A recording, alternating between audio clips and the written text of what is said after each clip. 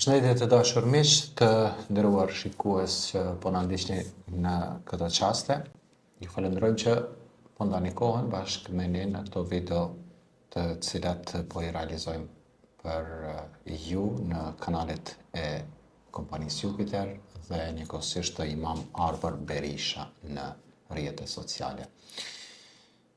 Ju falenderoj që edhe sot po ndani kohën me ne, e ne sot në vazhden e traditës së videove që po realizojmë kohët e fundit, do të fokusohemi pak më shumë mbi bamirësinë.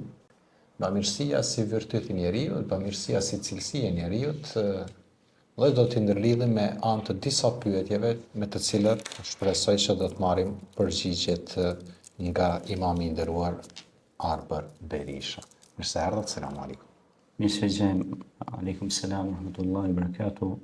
Faleminderit të gjithë atyre shikuesve, teleshikuesve, dëgjuesve që po na përkrahin vazhdimisht në, do thot, me shpërndarjen e këtyre videove edukative, këtyre videove sensibilizuese dhe këtyre ligjëratave dhe mësimeve, dhe duke lutur Zotin me emrat e tij më të bukur që të ndikojmë tek njerëzit dhe tek shoqëria jonë që të jetë një shoqëri me vlerëna, një shoqëri ku e ndihmojnë njëri tjetrin në punë të mira dhe bëjnë vepra të mira vazhdimisht. Është e rëndësishme patjetër bamirësia, prof, siç e cekëm në hyrje të programit, mirëpo do të ndalemi specifikisht në segmente të ndryshme të bamirësisë, si pyetje që do ta hap këtë bisedë tonën, le ta trajtojmë pak më shumë bamirësinë sipas aspektit kuranor, kur bëhet haptazi dhe fshehurazi prej njeriut. Po, absolutisht, në lidhje me këtë kemi një argument mjaft të fuqishëm nga Kurani famlar, Surja Bekare, ajeti 274 më radh. Bismillahirrahmanirrahim, alladhina yunfikuna amwalahum bil-layli wan-nahari sirran wa alaniyatan falahum ajruhum 'inda rabbihim wala khawfun 'alayhim wala hum yahzanun. Që i bjen në gjuhën tonë shqipe, ata që japin pasurinë e tyre, natën dhe ditën, fshehurazi dhe haptazi, do të kenë shpërblim të Zotit i tyre, për ta nuk ka frikë dhe as pikëllim. Do thonë, ata le të rrinë shlirë, pra që japin pasurinë e tyre ditën dhe natën, japin pra prej të mirave që Zoti ju ka dhënë, që shoqëria jonë, rrethi, ambienti, të mos ketë probleme në shoqëri. Sepse zakonisht gjitha problemet që ndodhin në shoqëritë tona, ndodhin edhe një ndër shkaqet që ndodhin problemet në shoqëri është edhe shkaku i papunësisë, shkaku i varfërisë, shkaku do të thotë që nuk ka mirëqenie, sepse nëse rritet mirëqenia në shoqëri dhe njerëzit kanë ka dhe stabilitet, siç është rasti në kohën e Umerit. Omer ibn Abdulazizit, i cili është dhe një libër ndërtuesi i civilizimit që të trejnit, është një libër i bukur që cilin e kemi lexuar. Në kohën e tij është shumë interesant tani, ai ka dhënë shumë. Edhe në kohën e tij ka qenë edhe Beitul Mal, është shtëpia e mollrave, ku njerëzit që kanë pas bollek e kanë çuar te pricën, edhe kanë dhënë zakatin, sadakajat, xhenet. Edhe kur janë të bua ato mjete, kur është marrë vesh që një familje ka të smut në shtëpi, ose ka njerëz të handikepuar, ose ka njerëz nevojë, pra çka kanë bërë, kanë dhënë një pjesë të buxhetit edhe i kanë ndihmuar. Ose ka pas ndonjë familje që ka jetuar në kushte të vështira, pa shtëpi, pa banesë, pa kulm mbi kokë, ja kanë siguruar kulmin. Dhe u rrit mirëqenia në maksimum, sa s'ka pas as vjedhje, as vrasje, as probleme, sepse krejt problemet që ndodhin në shoqëri është shkaku i korrupsionit, shkaku i do të thotë kur dikush ka pasuri ekstrem dhe dikush nuk ka bukën e bujës, pra ndodhin ato disbalancat pastaj. Dhe është shumë e rëndësishme avni që drejtësia drejtësia është do të thotë në bamirësi është shumë e rëndësishme edhe në shoqëritë tona, në përgjithësi po flas. Sepse nëse ne ecim me drejtësinë e Kuranit, japim për të mirave që na i ka dhënë Zoti, atëherë dhe Zoti do të na i shton ato. Gjithmonë pasuria dhe bereqeti shtohet kur ne japim. Hasan al-Basriu, një alim i madh, një evria i dashur i Zotit, ka thënë që sadakoja, se bamirësia, dhurata kur e jep, dora parë është dora e Allahit. Pra te ke lënë dorë të Zotit.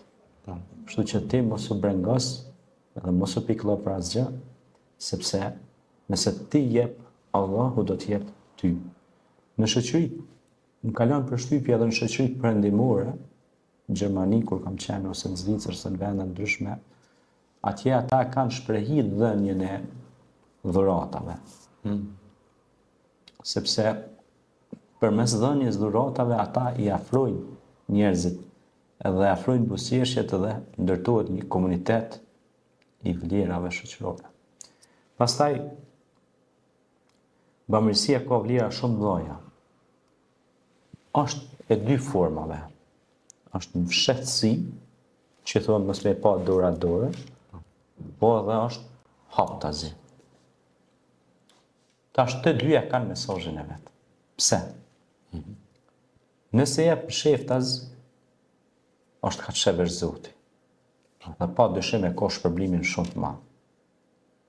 Mirë, po nëse jep, pra që kjo msheftas është mes ti edhe Allahut. Nëse jep haptas, me sinqeritet kuptohet, është mes teje, Allahut dhe krijesave të Allahut. Mirë po, kjo haptas i ku ka atë marifetin e vetë, ose atë mirësinë e vetë. E ka sepse ka disa njerëz që i ka mashtru dunjoja dhe janë hutu pas luksit kësaj bote dhe nuk mendojnë për të tjerët. Mendojnë vetëm për veten e vet. Kjo nuk është mirë. Sepse rrit e ushqen egoizmin. Dhe rritja e egoizmit në shoqëritë tona pra shkakton pra efekt jo të mirë shoqëror. Rritja e bashkëpunimit komunitar mes njerëzve e rrit mirëqenien. Pastaj si e tregova për rastin e Omer ibn Abdulazizit, që mos të ikim kësaj ngjarje. Ai e rregulloi me çështjen e bamirësisë, e rregulloi pra krejt gjendjen e popullit të tij. Nuk kishte vrasje, nuk kishte vjedhje, nuk kishte probleme dhe edhe kofsht e egra e gërsina që ishin ujqrit nuk hanin më në turistët ose në stallat, në shtallat që i kishin pra baktin, fshatarët, nuk i bënin më sulme ujqrit. Dhe çfarë ndodhi? Ai ja u çonte mbetjet në lartësira, në përbjeshk, ja u marronte vendin special, ata shkonin e dinin ku kanë ushqimin, me droj, me forma të mira, të shkonin edhe hanin ushqimin aty. Subhanallah. Dhe kur vdiq Omeri, ndodhi një gjë shumë interesante. Një egërsir, një ujë, kishte hangër baktinë e një fshatari në shtallë, dhe jo që kishte hangër baktinë aty, po i kishte dëmtuar edhe të tjera, i kishte lënë çala. Se gërsina kur hyn ajo s'di ç'a bën. Një po gërsia i ngjan pak, ka edhe njerëz që janë tegër. Si thonë të na, ti merr sa dush, Po mos vëdam. po mos vëdam. A kupton ajo? Në kohët e arta, kur njerëzit kanë pas besim, kur i kanë mjedh pemt, i kanë lënë dek që me dalë edhe jashtë edhe i kanë lënë me qëllim, ose i kanë mjedh mbjedhje publike, është quajta, ja domethënë buzë rrugës, që kur ka kalu një mosafer, një kalimtar i rastit, ka shkëput një kokër boll aty, ose një dardhë, ose një frut, edhe ka ushqyer shpirtin e vet. Se ka qenë udhëtar, ndoshta i ka marrë ushqimi edhe ka pasur si ushqim atë për atë. Pra, janë mbjedhje publike, hajrati, thoshin populli. Atë kështu për njerëzit, për të gjithë, në shërbim të gjithëve komunitetit. A ka këtu të një gjërat në ngjashme në kryeqytetin tonë, hajrat? Mund me ardhë njerëz smurë që me shfrytzu hapësirën për shembull. Mund me ardhë njerëz që s'kan mundësi për ushqim, kanë mbetë pa ushqim, kanë qenë mensat, ku kanë shku njerëz, kanë hongër ushqim. Qytetarë të ndryshëm kanë dhënë kontributin, kanë bërë me zemër për njerëz të nevojë, ai ka shku, ka hongër ushqim dhe ka vazhdu. Po normal, ata që kanë shërbyer aty në gjalltore janë pagu nga fondi i bamirësisë. Dhe mirëmbajtja, dhe gjithçka, po dhe ushqimi, pra. Më thonë, nuk i është një hinë hak as atyre njerëzve që janë bërë kurban i qasaj pune.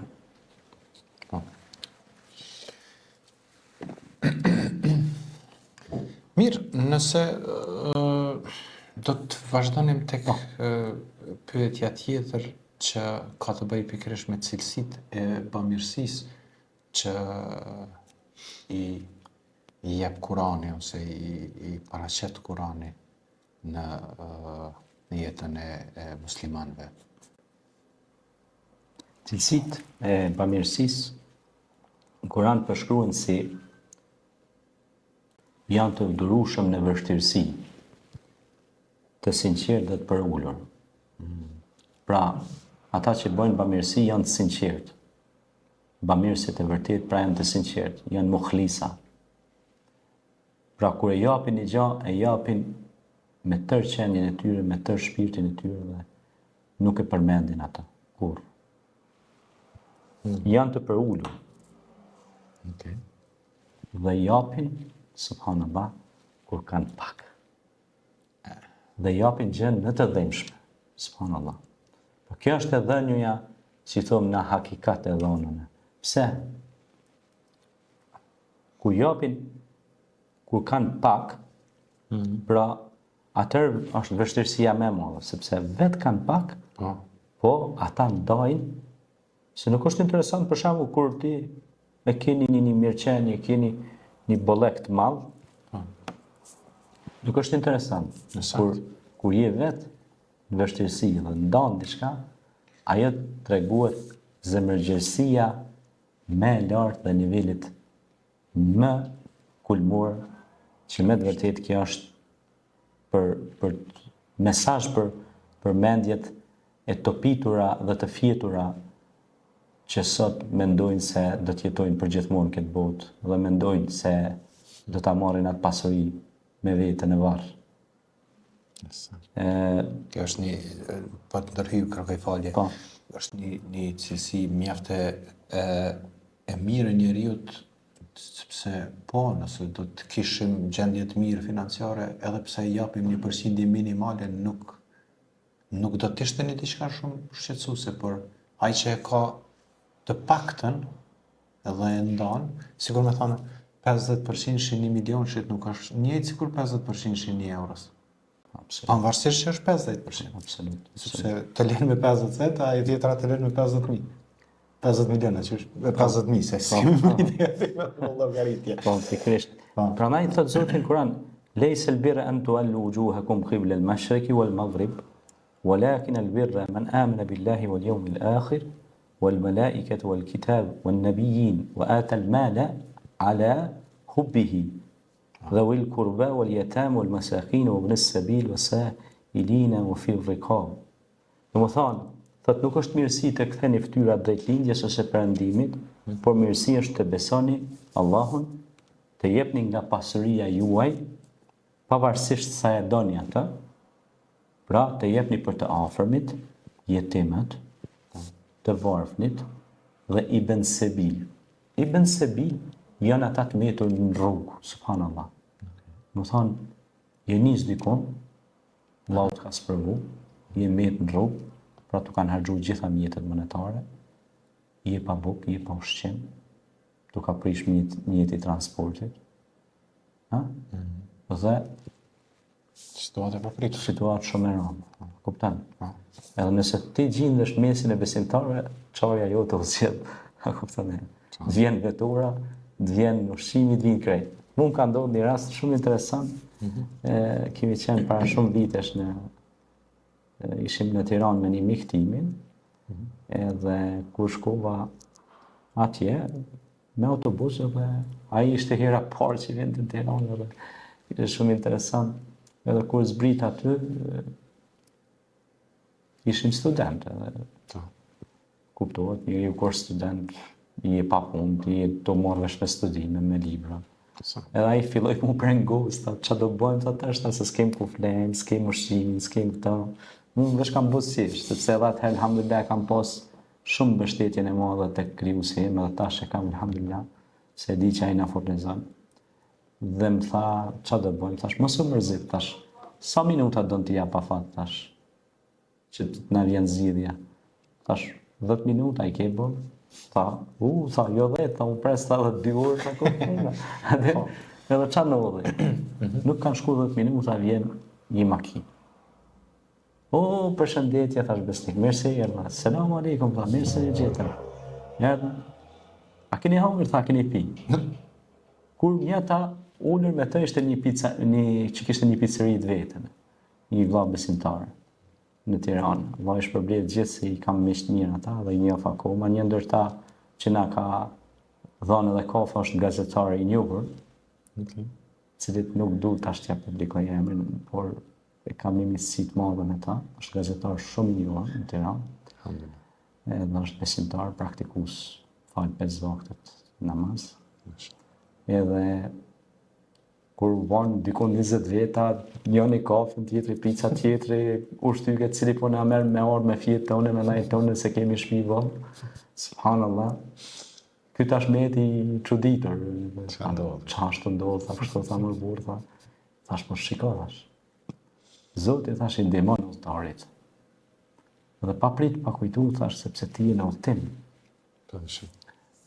Udhëtari, ai që është nisur në rrugën e Zotit me bë vepra të mira, ose ai që është i nisur për të shpërndarë dituri, për shembull, libra, dije, inovacion, ai e ka ndihmën e Zotit kudo. Se është nisur për një projekcion të madh. Projekcioni është eja ta ndryshojmë botën, që bota të notojë në vlerat arsimore dhe shkencore, edukative.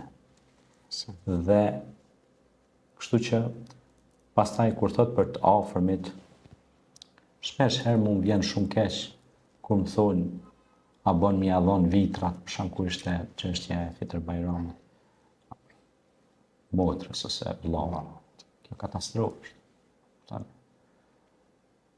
Ndaj gjakut edhe ndaj njerëzve tonë të afërm na kemi obligim me ndihmu.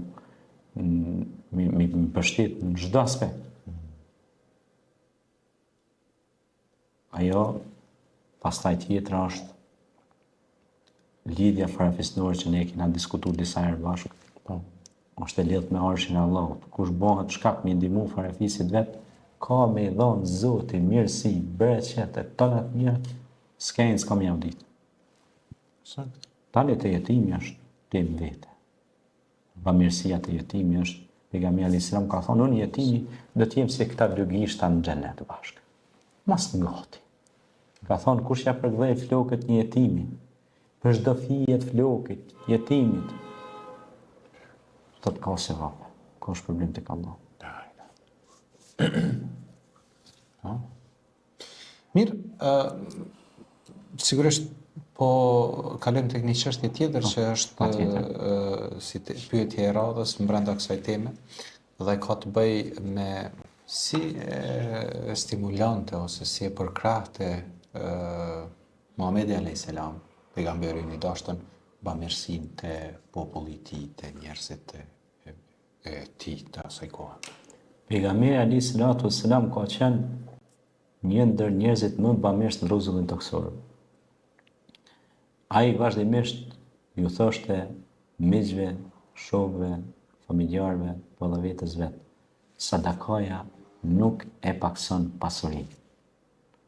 Sadakaja e shton pasurinë. Pastaj thot, mbrohuni me sadaka qoftë me një hur.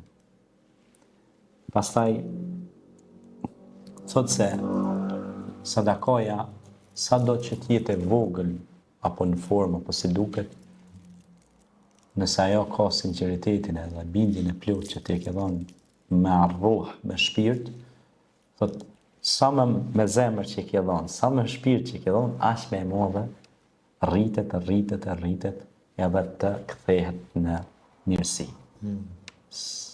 Sigurisht siç thotë Zoti në Kur'an, hal jazaa'ul ihsani ila al-ihsan. Mirësia, bamirësia në bamirësi kthehet. Për shembull, marrim një shembull konkret që na ka ndodhur secilit prej nesh. Nështë atë ke boni bamirësi një shok ose një miku, një dashëmiri, i ke ndihmu. E ke bë këtu, po ti ke harru.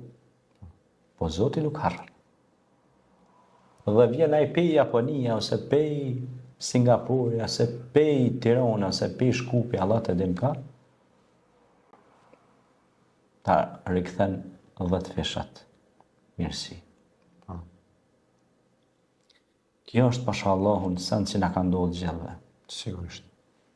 Dhe kur ne i bëjmë këtë gjëna me zemër, me al-kalb, i thonë, padyshim që do t'i gjejmë plot e përplot, sepse depotet e Allahut janë të shumta dhe janë të panumërta dhe ka shumë krijuesi. Inna Allaha huwa ar-razzaqu dhu quwwatil matin. Allahu thotë, unë ju fërrizoj juve pa mas. Jam i plot fuqishmi. Inna Allahu huwa ar-razzaqu dhu quwwatil matin. Inna Allaha yarzuqu man yasha'u bighayri hisab. Unë jam krijuesi që ju furnizoj juve pa mas. Çka po thotë? Çka po ligësh? Shumë sa. Pra, nuk bën të friksohesh sepse ai në momentin që na ka sjellë në këtë botë, padyshim se ai na ka dhënë edhe furnizimin. I paus. Mirë, do ta ndërprejmë këtë pjesën e parë për të rikthyer në pjesën e dytë të bashkëbisedimit me profën mbi bamirësinë. Juve ju ftoj që të vazhdoni të shpërndani këto video, të vazhdoni të jeni të shoqëruar me ne në këto edicione që po realizojmë së bashku. Rikthehemi për pak. Rikthehemi edhe një herë në pjesën e dytë të programit, të dashur miq, që po ndiqni këtë bashkëbisedim me imamin e nderuar Arber Berisha, të cilin edhe një herë falenderojmë për vazhdimin e pjesës së dytë së bashku. Faleminderit. Dhe do të vazhdojmë prof tek një pyetje që mund të jetë goxha e rëndësishme dhe për të trajtuar dhe për të shtjelluar mbi këtë çështje, mbi rolin e bamirësisë në pastrimin e shpirtit të njerëzit dhe pastrimin e pasurisë sipas Islamit. Padyshim, përgjigjja më adekuate që e marrim si argument nga Kurani famlar është në surën Tauba, ajeti 103 me radhë, ku Allahu i Madhëshëm thotë: "Khudh min amwalihim sadaqatan tutahhirhum wa tuzakkihim biha." Merr nga pasuria e tyre sadaka për t'i pastruar dhe për t'i shtuar në mirësi. Pra, nëse marrin nga ajo pasuri, Allahu ja ushton atyre dhe i pastron ata njerëz të cilët i japin. Pra, mirësia është në dhënie. Dhe ne kur japim, ajo pra shtohet më shumë. Bamirësia pastron shpirtin nga lakmia dhe pasurinë nga e drejta e të tjerëve.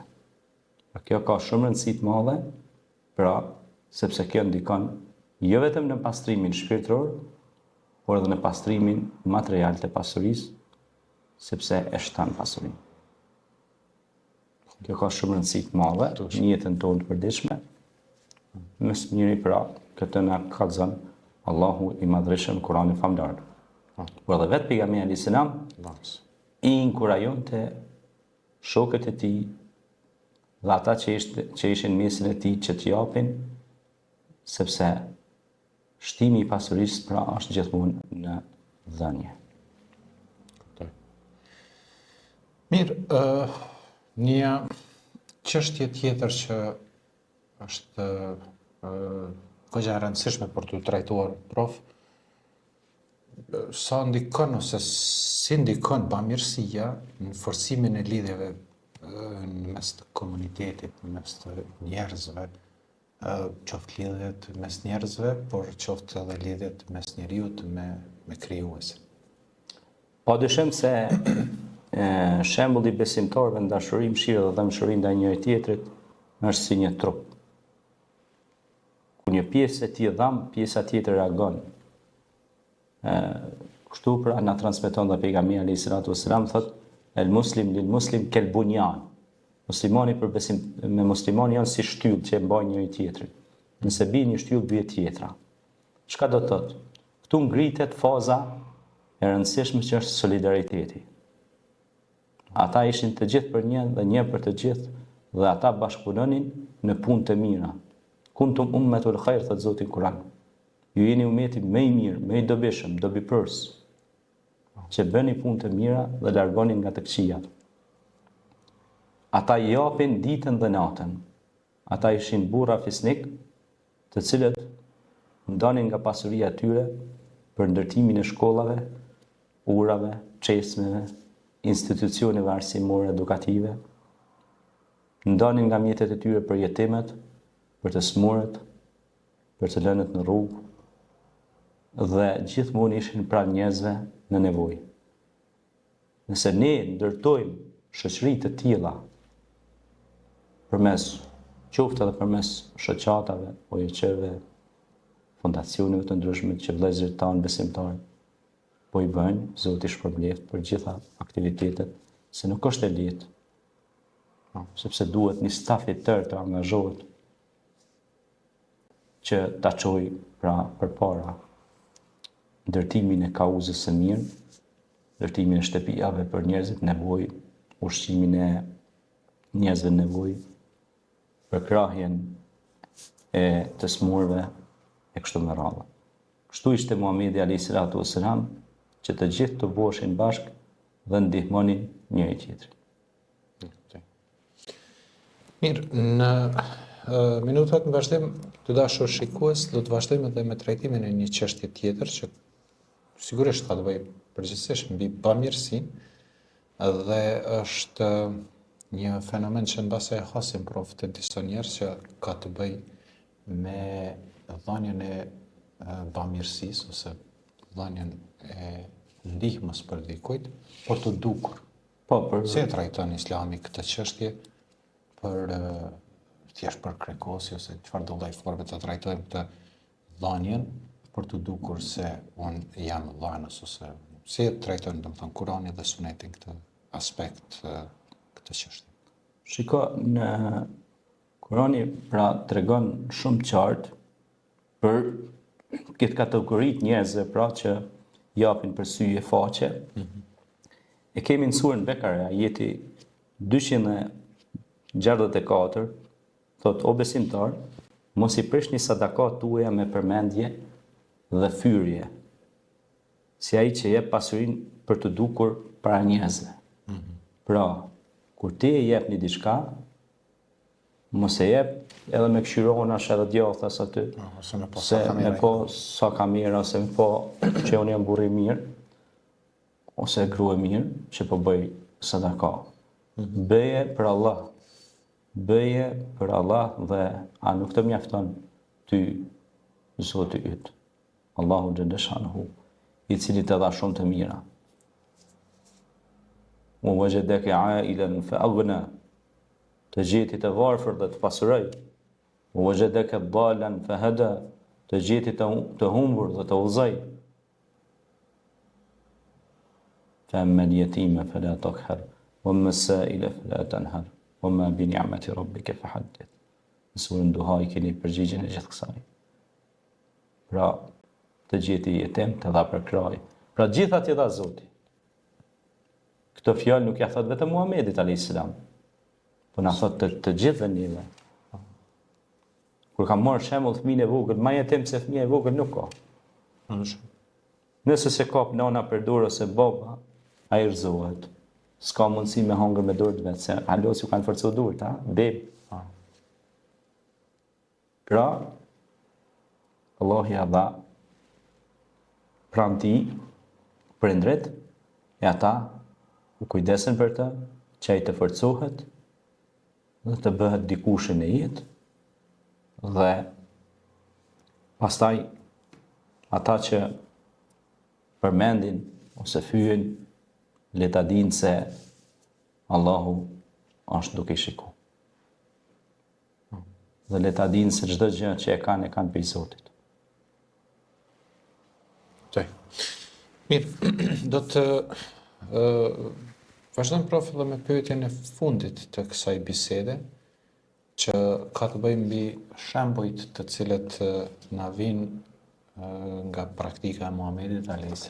dhe sahabëve të tij në aspektin e bamirësisë dhe në aspektin e dhënies së pasurisë ose dhënies së bamirësisë me pak fjalë.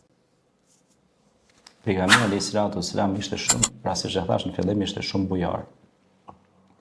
Ai jepte shumë dhe inkurajonte edhe shokët e tij që t'jepnin, sepse nëse jep vetëm një njeri, të tjerë nuk japin, nuk e ndihmon shoqërinë sa duhet. Por nëse promotori kryesor, pra ishte vetë Muhamedi alayhis salam që jepte, mirë po inkurajonte edhe shokët e tij që të japin. Mesin e tyre ishte Ebu Bekri, Omeri, Uthmani, Aliu, radiallahu anhuma. Zoti qoftë i kënaqur me tyre. Kemi në shembull Ebu Bekri e dha gjithë pasurinë e tij për Zotin. E shpërndau. Omeri kishte dhënë gjysmën e pasurisë. Dhe çfarë ndodhi? Kur e pyetën Ebu Bekrin, o Ebu Bekër, çka i le familjes tonë, çka i le njerëzve tu? Tha ja lash Allahun dhe dërgumin e tij. Po shiko sa interesant. Pastaj tek nesërmen dilte në pazar e shihje ka shet speca, banane si me thonë kështu, tu morë me tregti. Kryeministri i vendit jepte, i ndihmonte të varfrit, të moshuarit, ndikepuarit, bënte vepra çka Allahu është i kënaqur me to. Nesërmen në shishe ka puna. E i shtoi te Allahu pasurinë vazhdimisht, i rriteshin asetet, i rriteshin të mirat materiale dhe ishte një ndër njerëzit më të pasur të asaj kohe. Llogarit. Pra një ndër njerëzit më të pasur të kohës, një ndër njerëzit më dërdhënës të kohës. Tashi, gjithë ata që duan me hecë përpara me bizneset e tyre, me bamirës, me kompanitë ose me firma, fabrika, çka do që kanë, që ku kanë qesin e suksesit. Një thalë, shembull, Ebu Bekri. Merrne, studione biografinë e Ebu Bekrit, lexone në pika të shkurta, nëse doni me kanë sipërmarrës të suksesshëm. Kjo është, pastaj pejgamberi alayhis salam shpesh nxiste thotë, jepni sadaka sepse ajo i largon smundjet, belat, sadakaja shton pasurinë, sadakaja është dritë, largon errësirat, hap rrugë. Pa ta pas rastin me taku një shok, një mik, një dashamir në Evropë dhe tha më thoi ke nona eme, tha sarë që vesha në Kosovë, pe atje ai ka një industri të dyrëve dhe drejtarëve atje. Dhe më tha sarë që vesha në vend linje, më thonë ke nona, qysh djali jam ti kur s'po lënduesh, as po të bje me prit në trafik, edhe po vjen shumë shpejt edhe po vjen shumë mirë. Në atë kuptim shumë shpejt. Do më thonë s'po të vjen me prit Pa pengesa. Pa pengesa. Edhe tha bosjesha një ditë i thash non, soj non.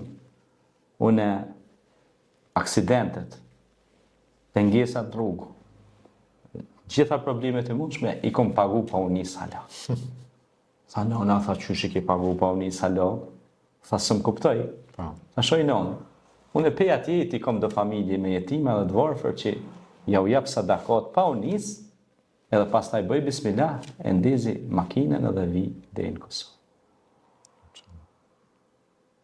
Sa i kom pas dhe shok të mi, tha, ton rrugën u ankojshin, kem pengesa në rrugë, na ndodh në aksident, na ndodh në i bela, në i kabahat, në i sam, e pyetësha, ku jeni me jetimin, me të varfrin, me nevojtarin, me të smurin, vallahi, s'kem.